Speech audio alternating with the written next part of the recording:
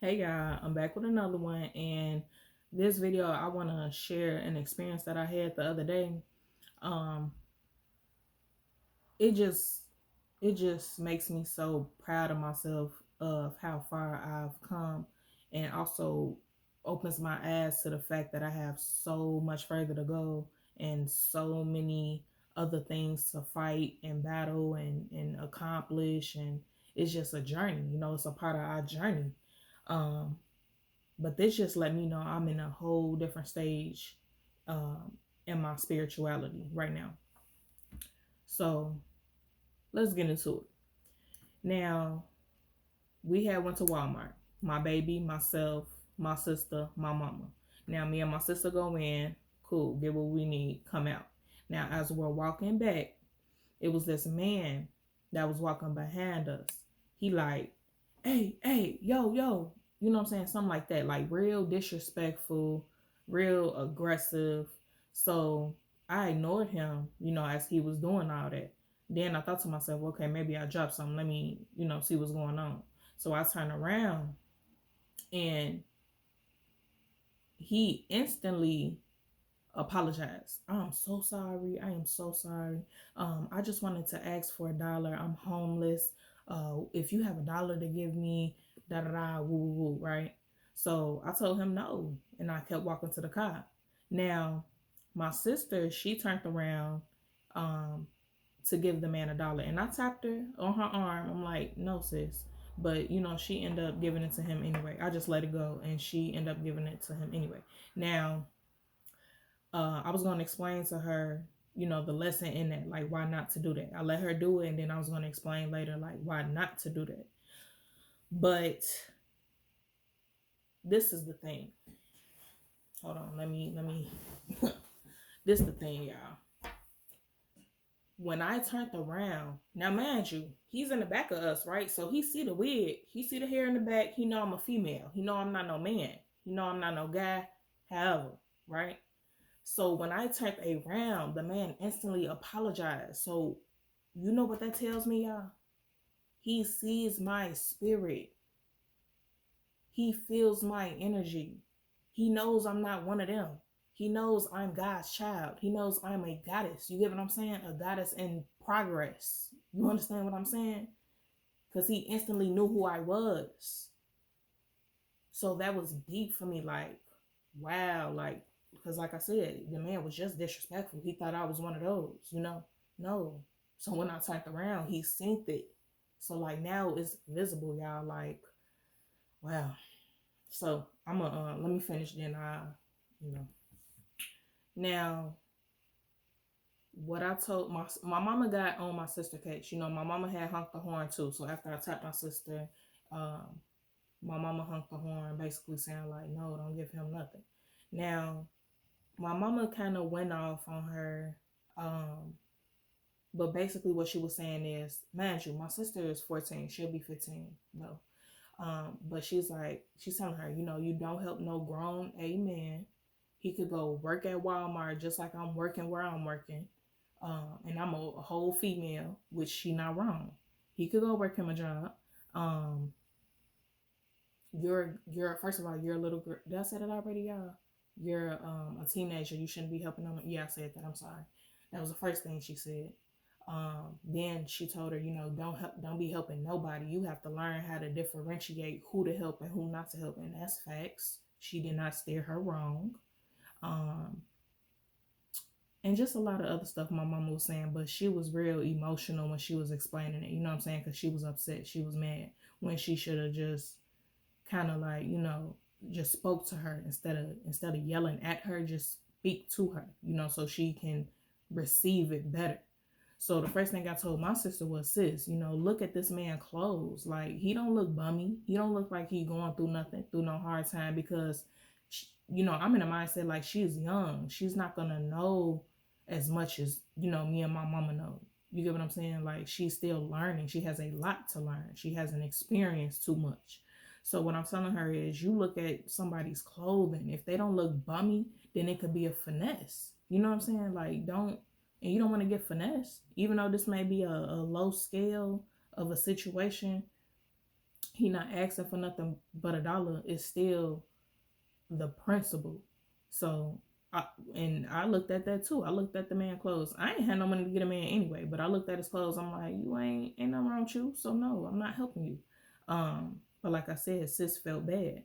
So I said, look at the clothes. Then I explained to her later when we got home, because my mama just kept going off and it was just becoming too much. Now she's turning things like real negative, and it didn't have to get like that. But I explained to my sister, I'm like, sis, I'm going through this now. I used my own experience. I'm like, I done sat up here and helped people to the point where now I don't have nothing. See, I'm trying to be mindful of the words that I use.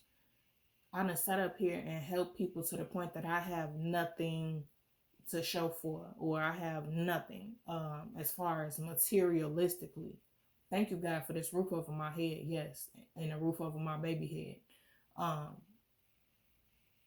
But I don't have anything to show for, and I really was a fool, and that's the word I'm gonna use, fool. I really was a fool because people wasn't even asking me for help. I was just feeling bad and giving to the point where now my cup is, I ain't got nothing in there.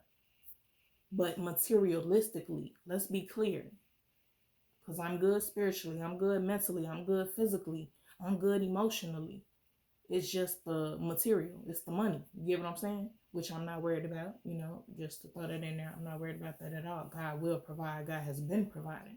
But this was a lesson. This is a lesson that she don't have to learn, because we're here to tell her.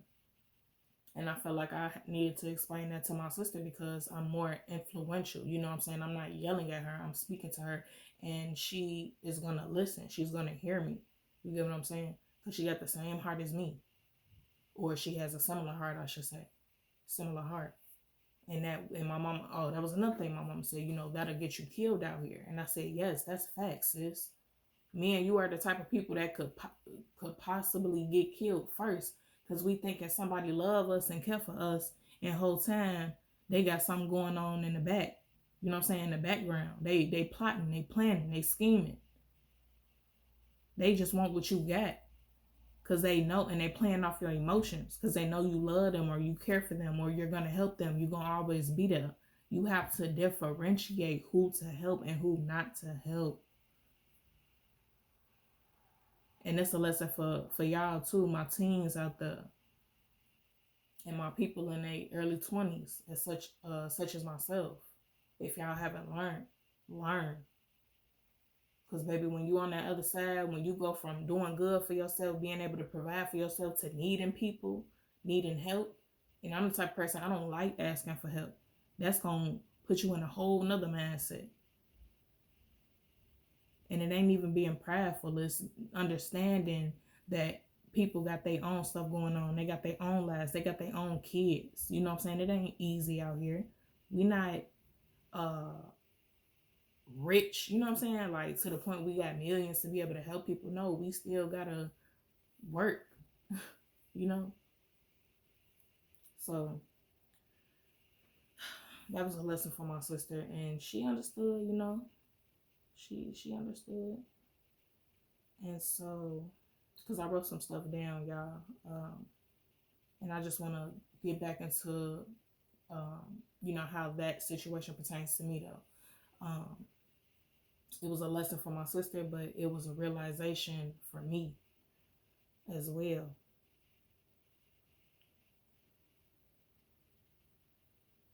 Okay, so like I said, when I turned around, he seen who I was. He felt my energy. He knows I'm one of God's children. I'm a servant of God. I am a goddess in progress. So that shows me how much I've changed, the healing I've done, the work I've put in, the things I've learned, things I've let go, things I've added to my life, things I've fought and conquered.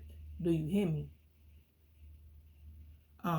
So then I went into how I used to call myself a queen, and I have that tatted on my body. I do have the word queen tatted on my body because that's where I was at that point in my life. And that's what I was. You know, I had got stripped of the title because of the choices I had made and the people that I was dealing with.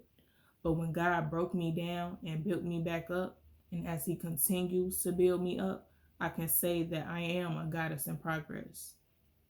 I still don't feel like I've learned enough or done enough to receive the goddess title by God. The work has to be done, period. The work has to be done. And, you know, a lot of people get it misconstrued. They out here calling themselves gods and goddesses, but what have you done? Whose lives have you changed? Have you changed your life? Don't just sit up here and say, oh, I'm God's child. Woo, woo, woo, da, da, da. I know my roots. I know where I come from. I'm not man. That's cool. That's fine. That's true. But what have you done? You think you just finna get a title and you ain't did nothing? You ain't put no work in? You ain't shown God the changes? You ain't doing nothing in nobody's life? How you gonna call yourself a god or goddess? That don't make sense. See, me, I'm real about it. I don't play like that. I'm gonna say what it is I am. So when I was calling myself a queen, that's what I was, because that was the work that I had did, that I had put in. That's why I felt like I was a queen. I would be wrong. I feel like I would be wrong, and that would be like a slap in the face to God to call myself a goddess and I ain't putting no work in, and I know I haven't. You know?